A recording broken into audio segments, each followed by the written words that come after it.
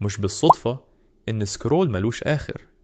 مش بالصدفة إن النوتيفيكيشن أو الإشعارات بتيجي في أي وقت.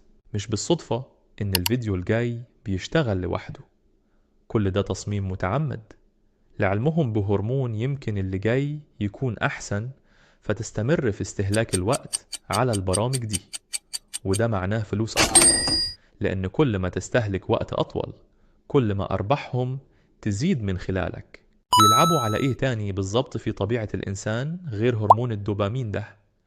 بيلعبوا على إن الإنسان من جواه عنده غرائز موجودة فيه من أول ما اتخلق.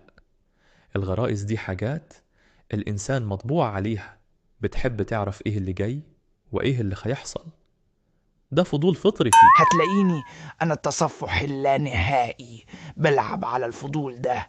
دماغك مش هيرتاح غير